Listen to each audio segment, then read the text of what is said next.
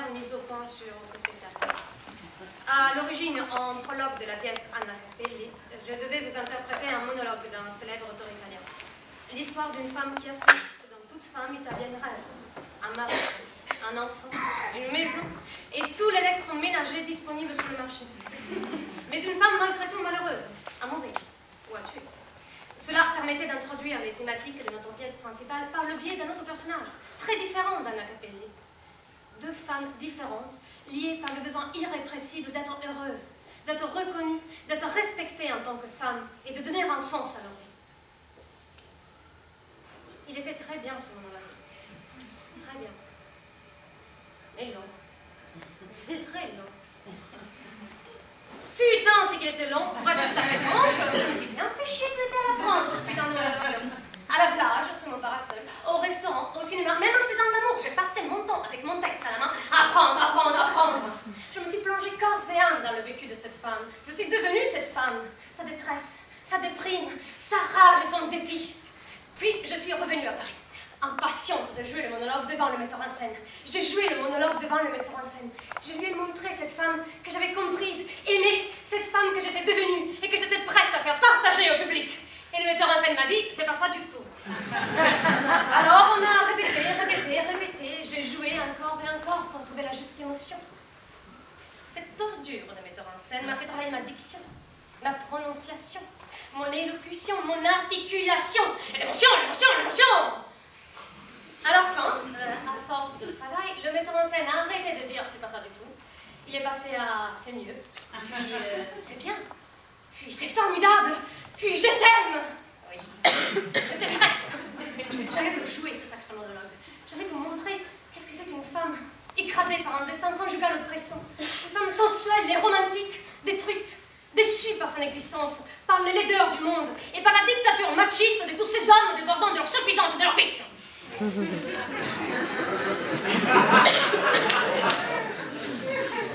Et puis, il y a 3 jours, le metteur en scène me dit « Tu peux pas jouer le monologue. C'est pas possible. On n'a pas l'autorisation, c'est interdit. » Il a dit que c'était la faute de l'administration, de la SACD, des auteurs qui ne veulent pas partager l'affiche avec d'autres auteurs, des traducteurs des textes qui n'aiment pas la version sur laquelle on a travaillé parce qu'ils en ont fait une autre depuis beaucoup mieux, et de tous ces petits gens qui n'aiment pas les jeunes actrices et leur refusent le droit de montrer l'étendue de leur talent. Puis, il a ajouté d'une petite voix à peine audible qu'il avait peut-être déposé la demande d'autorisation un peu tard. C'est ballot. Donc, je ne peux pas jouer le monologue. Je n'ai même pas le droit de lire le titre, ni l'auteur, ni rien du tout. Je ne peux même pas vous raconter l'histoire. Le résumé tout à l'heure, déjà, c'était limite. Ils nous ont dit que si on jouait sans autorisation, on allait être interdit, fermé, emprisonné, nos biens saisis, séparés de nos familles. Moi, italienne, je risquais l'expulsion. Il fallait brûler toutes les affiches, quitter le pays, le continent, et attendre. Petite vingtaine d'années, le temps que ça se tasse. La dame qui s'occupait des autorisations au téléphone, elle a beaucoup crié. À l'entendre, on a cru qu'on avait commis un crime de sang. Elle nous a fait un peu peur.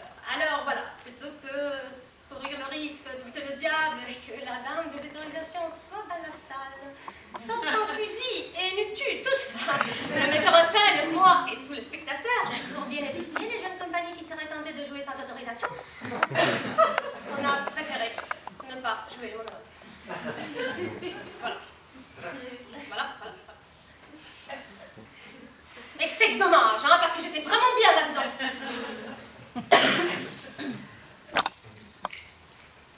Ou alors, je vous le mime. Et j'ai toutes les émotions en moi. Une grande actrice n'a pas besoin de mots. Je peux vous montrer le parcours intérieur du personnage. Hein. Je vous place le décor. Une table à repasser. Un fer, dernier cri. Là, une télé. Bon, ça, on l'a toujours. Au mur, un fusil. Là, une porte. Ici, une fenêtre. D'abord, la détresse. La déprime.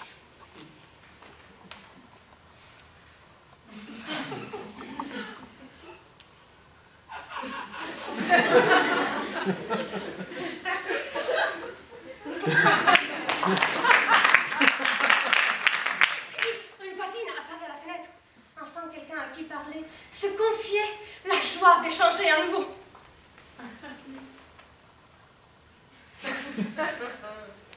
Puis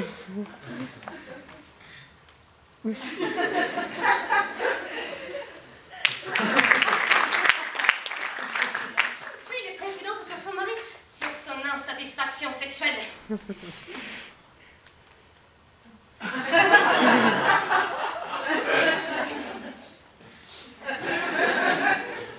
Elle a du désir, cette femme, hein? Un désir incroyable. Comme son mari est bon à rien, elle a exploré toute seule son corps. Elle a trouvé toute seule le chemin de son plaisir et de sa jouissance. On a beaucoup travaillé la sensualité avec le metteur en scène. C'est un passage qu'il aime beaucoup. Un peu trop même. Et puis la déception terrible quand son bel amour l'a trahi et se montre aussi minable et pervers que tous les autres hommes. Marie, metteur en scène. La déception, mesdames et messieurs, je vous jure que maintenant, je peux vous la jouer mieux que personne. Ça fait envie, hein? Bon, pour ceux que ça intéresse, je peux peut-être donner une représentation en 12 chemins. Je vous donnerai l'adresse, on fera ça autour d'un thé, un de ces quatre. Mais chut! Gardez quand même le coupon de votre billet. C'est con quand même, hein? Surtout qu'à la base, moi, je ne voulais même pas être actrice. Non. Je voulais être danseuse. Je voulais devenir danseuse étoile à l'opéra et revenir triomphante dans ma famille pour boire du champagne. Oui, parce que chez moi, chaque fois que je rentre, on boit du champagne. Même des magnums de champagne. Pour Caroline, ma sœur, parce qu'elle attend un enfant. Champagne! Pour Carlotta, mon autre sœur, parce que c'est Marie. Champagne!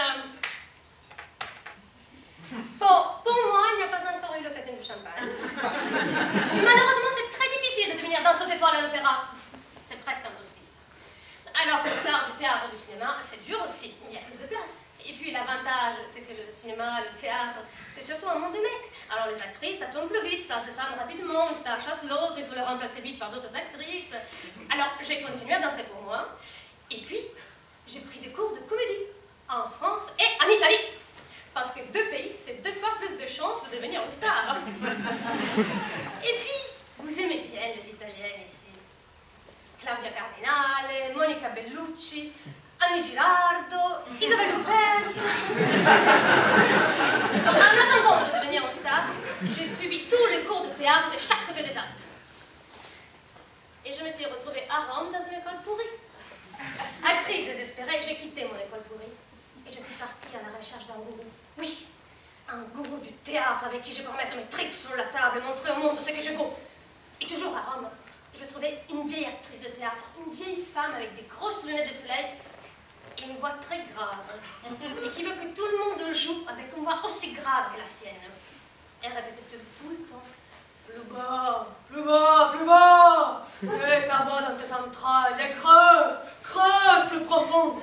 Ta voix doit descendre dans tes tripes, descendre dans ton sexe. Plus bas, toujours plus bas. Je suis descendue bas, très bas. Je suis devenue aphone, je me suis cassée. Mais je suis quand même revenue poursuivre en douce les cours sans qu'on m'oblige à faire descendre ma voix dans mon sexe. Et pendant le cours, 1, puis 2, puis 3, puis 4 jeunes filles ont présenté le même texte tiré de la même œuvre. Un texte étrange que je ne connaissais pas. Avec une jeune fille qui a de grands rêves et qui est prête à tout pour les réaliser. Elle m'a tout de suite plu. Anna Capelli. Un texte que personne ne connaissait en France. Même moi, italienne en Italie, je ne connaissais pas. Alors, les textes n'étaient pas traduits. Alors je me suis dit que moi, je pouvais revenir en France avec ce texte et remporter un succès magnifique. Je serais celle qui aura fait connaître Anna Capelli di Annibale Ruccello en France. Mieux, en France, je serais Anna Capelli, j'aurais vampirisé le rôle. Plus personne ne pourrait la jouer après moi parce que ça n'aurait été joué par personne d'autre. Et que dans la tête des gens, Anna Capelli, c'est moi. Alors j'ai traduit le texte, puis j'ai trouvé un metteur en scène, puis je lui montre la traduction, et le metteur en scène a dit « Je n'ai rien compris ».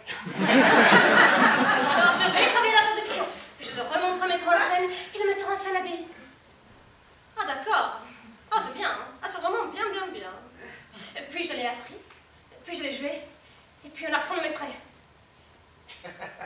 Et ça faisait 35 minutes. Est-ce qu'on peut faire payer des gens 10 ou 20 € pour 35 minutes de texte. Et la critique, le masque et la plume, Télérama, qu'est-ce qu'ils allaient dire? C'est un bon cours, jeune femme. Une actrice intéressante, mais on n'a pas la chance de la voir. Bien que italienne, l'actrice a une diction, une prononciation, une élocution impeccable. Dommage que la brièveté de la pièce ne laisse pas le temps d'apercevoir toutes les facettes de son talent. Alors j'ai d'abord réfléchi à ce que je pouvais faire pour allonger la pièce en montrant justement toutes les facettes de mon talent. J'aurais pu faire une danse, un numéro avec des animaux, j'adore les chiens, le poirier, des crêpes, un striptease. Le metteur en scène a dit, c'est très intéressant, mais on va pas faire ça. On va prendre un monologue d'un célèbre auteur italien qui balaye les mêmes thématiques qu'Anna Capelli, mais qui met en scène un personnage radicalement différent. Une femme qui a tout ce dont toute femme italienne rêve. Un mari, un enfant, une maison et tout l'électroménager disponible sur le marché. Et à qui tout ça donne envie de mourir ou de tuer. Bien vu, Banco, super! On le fait et on l'a fait. On l'a fait. Mais on n'a pas l'autorisation. On n'a pas l'autorisation. Ah, on n'a pas l'autorisation? Ah, on n'a pas l'autorisation? Eh bien, je m'en fous, voilà. À partir de maintenant, je ne demande plus l'autorisation à personne, sauf à ceux qui me l'ont déjà donné. Et pour les autres, vaffanculo, à partir de maintenant, je joue mes propres textes, je joue ma propre vie, ma propre exaltation. Je ne me laisse pas abattre. Désormais, j'aurai un texte à moi, un auteur à moi, un metteur en scène à moi, un théâtre à moi, à moi, à moi. Tu sais-je mentir, tricher ou tuer, je jure devant Dieu que plus jamais on ne m'ôtera les mots de la bouche. Ton spectacle.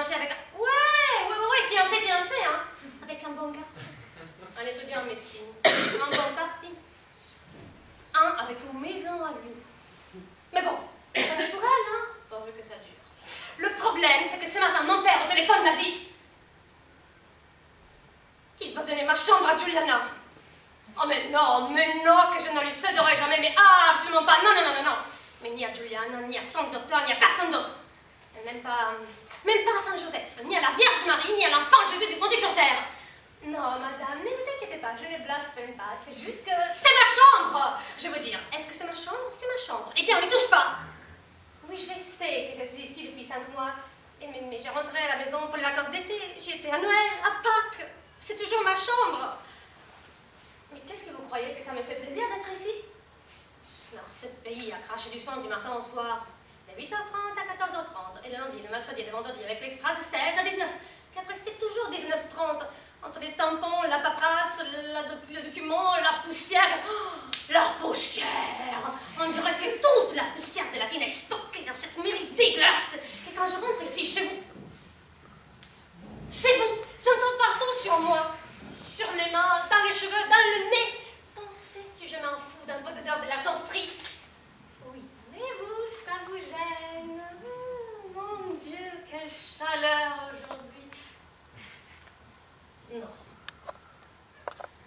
Non, mais c'est pas possible. Non, mais c'est pas possible. Juste pendant que je mange, vous faites du poisson bouilli.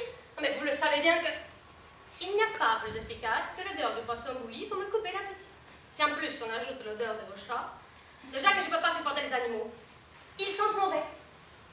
Ah non, ils ne sont pas mauvais. Ah non, ils ne sont pas mauvais. Ah non, les siens, non. Les chats de Madame Tavernini ne sentent pas mauvais, non. Ils mangent des savonnettes, ils font des péales odoreuses. Non, mais je plaisante, excusez-moi. Mamma mia, c'est sûr que la cuisine commune, ça fait vraiment chier, hein. De toute façon, on n'a pas le choix. Il n'y a pas de maison, et celle que je trouve, je ne peux pas me le permettre. Et me voilà. Dans la cuisine de Madame Tavernini avec le poisson bouilli et le chat qui pue, il faut se faire en raison. Non, mais c'est moi, Non, mais ne vous en faites pas, je suis un peu nerveuse, je me suis levée du pied gauche. Non, mais restez tranquille. Non, je m'en vais, restez là. Non, ne vous dérangez pas. Non, mais moi je m'en vais, je vais dans ma chambre, je lis un livre, non, je m'endors tout de suite. Je disparais, je m'évapore, je tombe dans le coma. Ne vous inquiétez pas. Bonne nuit.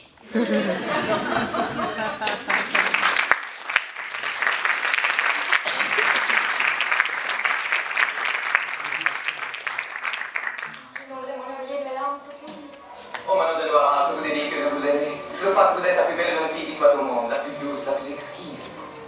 Je sais bien que vous ne puissiez espérer que vous m'aimiez. Je suis si naïf et si timide. Je suis indigne d'un tel honneur, mais si vous pouviez vous faire l'idée de m'épouser, je jure qu'il n'y a rien au monde que je n'entreprendrai pour. Comment? Qu'avez-vous dit? Mademoiselle Loira, voulez-vous être ma femme?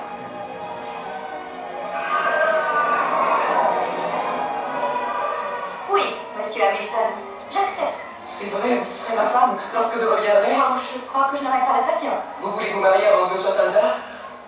Oh, mademoiselle Loira. Quand puis-je parler à votre père? Et monsieur le gestionnaire, excusez-moi, j'aurais besoin d'une petite signature sur ce document. Qui est moi? Non. Ça fait une semaine que je ne suis pas allée chez le coiffeur. Non, je vous assure, ils sont comme ça en naturel.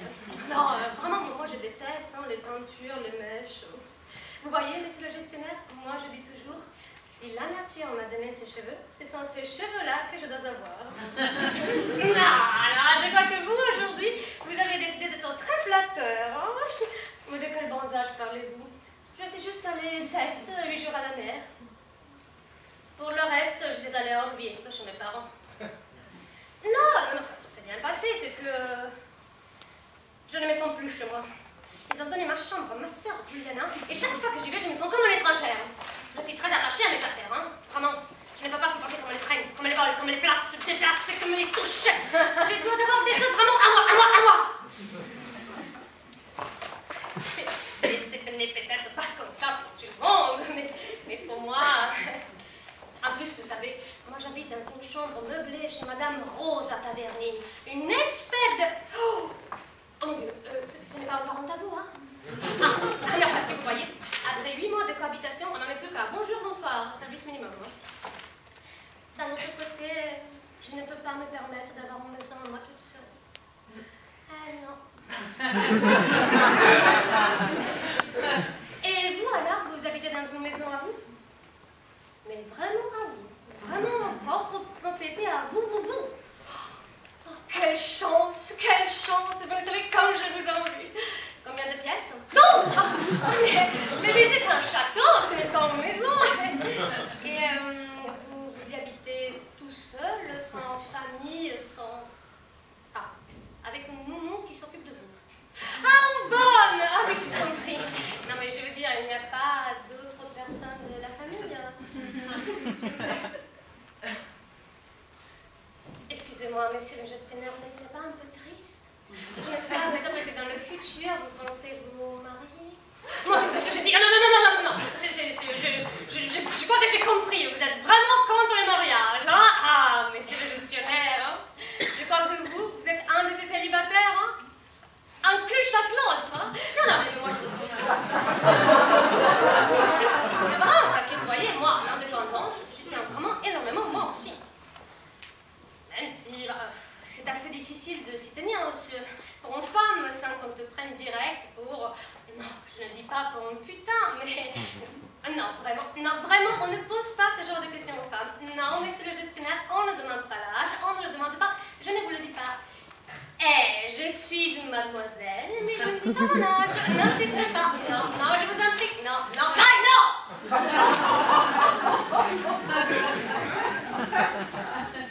Vous me donnez quel âge? C'est ça? Ah non, je ne vous dis pas, je suis fiancée. Suffit. Mais montrez-moi plutôt cette bague. Monsieur le gestionnaire, comme elle est belle. Qu'est-ce que c'est, un souvenir de famille? Mamie avec l'émeraude. Monsieur le gestionnaire, mais vous le savez que vous avez une main vraiment fine. Distinguée. Même l'ongle de votre petit doigt, je dis ça parce que moi, l'ongle du petit doigt, long comme ça m'a toujours vraiment dégoûté. Hein. Mais sur vous, c'est bien. C'est vraiment bien plat. Mais oh mon Dieu, pourquoi vous me demandez ça? Je n'ai pas envie de vous le dire. Monsieur le gestionnaire, comment je passe mes soirées? Vous me posez de ces questions. Eh bien, je bouquine, par-ci par-là. Après, de temps en temps, je vais au cinéma avec Adèle. Oui, la bonne de Madame Tavernine. On s'entend bien. Je ne suis pas raciste. Ici, l'Amérique, elles sont toutes un peu barbantes. Vraiment, elles ont d'autres intérêts, d'autres problèmes. Bien sûr que ça me ferait plaisir de sortir, monsieur le gestionnaire. Mais si ça commençait à chanter dans notre dos... Ah non, mais moi, ça me pose aucun souci. Mais quoi, vous êtes fous? Mais moi, si vous venez me chercher, moi, je sors. Et comment, non? Moi, samedi soir, je suis libre, bien sûr. Vous venez me chercher à 8h. D'accord, mais alors, moi, je vous attends. Bien sûr, monsieur le gestionnaire, on se voit samedi soir à 8h. Mais vous venez vraiment me chercher, hein? Alors, moi, je vous attends. Merci, monsieur le gestionnaire. Merci. Oui, à samedi soir. Monsieur le gestionnaire, la signature!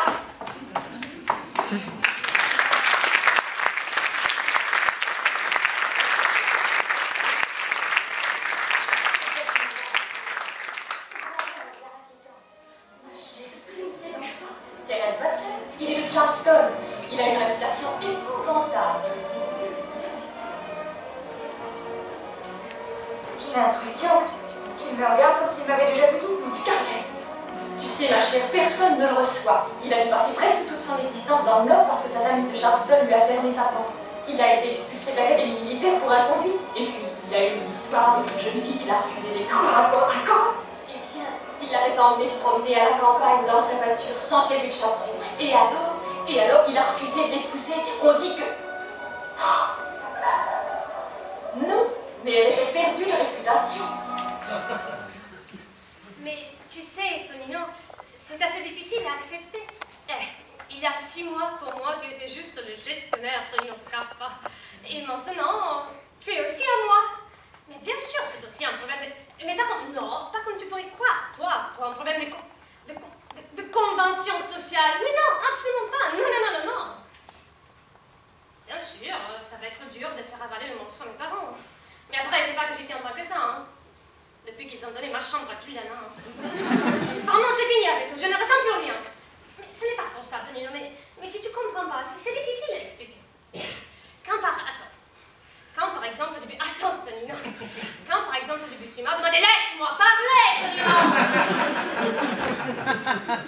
Quand par exemple, au début, tu m'as demandé des choses, tu as voulu de moi demander, Tonino, même cette chose, c'est pas que je me suis monté la tête, hein. De toute façon, je ne suis même pas très religieuse. C'est juste que j'ai toujours pensé qu'ensuite le mariage officialiserait notre union. Pas forcément à l'église, juste à la mairie. Et je le sais, Tonino, je sais que c'est juste une formalité, mais pour moi c'est important. Alors moi, attends.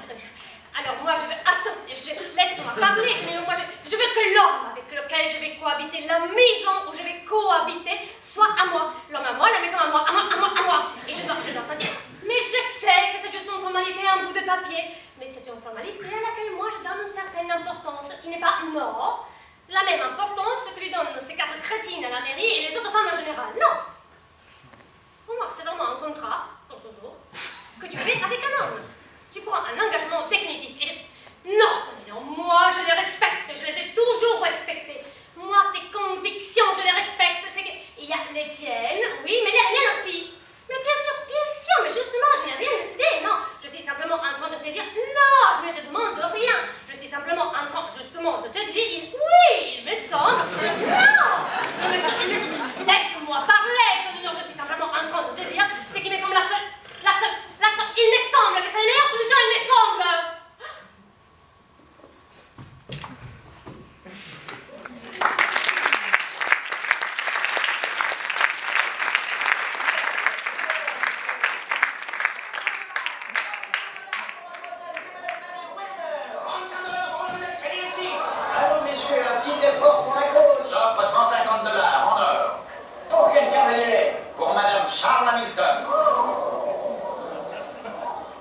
Pour qui, monsieur? Madame Charles Hamilton. Madame Hamilton est en grande et capitaine Butler, je suis sûr que n'importe quelle jeune femme serait fière de... Dr. Mead, j'ai dit Madame Charles Hamilton. Elle ne saurait accepter. Ah si, j'accepte!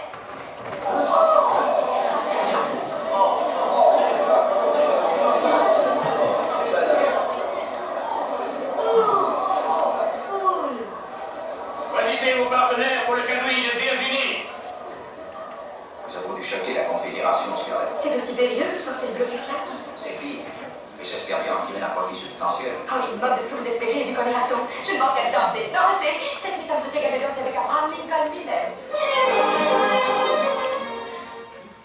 Écoutez, arrêtez, Madame Tavernini, arrêtez. Le fait que j'habite ici, chez vous, depuis presque 2 ans, ne vous donne pas le droit de me parler comme ça et de vous sentir de la famille.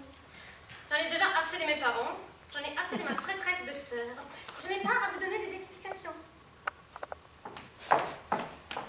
Je vais cohabiter avec le gestionnaire de Nino Scarpa, d'accord? Oui, cohabiter. Non, on cohabite sans se marier. Et je n'ai rien à cirer si ça vous choque, vous et vos chers commères. Écoutez, nous sommes 2 adultes, justement. Et puis enfin, j'aurai une maison toute à moi. Non, madame, ce n'est pas vrai. Non, vous vous trompez, madame. Moi, j'y entre comme épouse. Je n'y entre pas comme l'étrangère. Moi, j'y entre comme épouse, en tout et pour tout. Et ce n'est pas vrai que... Oh, et ça voudra dire qu'on n'est pas d'accord, hein? Vous voulez bien me laisser faire mes bagages tranquillement? Oh, mais vous êtes d'une grossièreté incroyable, hein? Écoutez, j'en ai rien à cirer de la maman de Tonino, j'en ai rien à cirer de ce qu'elle pourra me dire et des misères qu'elle pourra me faire. Ça ne sera pas pire que les misères que vous m'avez faites, vous. Oui, madame, oui, parce que je me suis sentie très mal ici, chez vous. Quoi? Ingrate, moi! Mais si je tout fais pour tisser un minimum de lien avec vous. Un soir, j'ai même caressé vos chats qui puent. Oh oui, madame, ils puent. Et votre maison aussi, elle pue. Et vous aussi, vous puez. Oh, mais non, mais justement, vous n'avez pas choisi des chiens pour vous tenir compagnie. Non, vous avez choisi des chats qui sont l'instrument du diable. Ah, je ne suis pas religieuse, mais je crois à certaines choses. Oh, mais vous avez été si mesquine et égoïste que quand vous avez vu que j'étais devenue copine avec Adèle, vous l'avez chassée, la pauvre fille. Mais vous n'imaginez pas comme j'ai hâte de m'en aller, vous n'imaginez même pas. Je ne peux plus vous supporter, vous et vos manies, vos dessous de plaies tristes, vos nappes qui recouvrent votre télé qu'on ne peut jamais regarder. Enfin, j'aurai une maison, oui madame, j'aurai une maison toute à moi.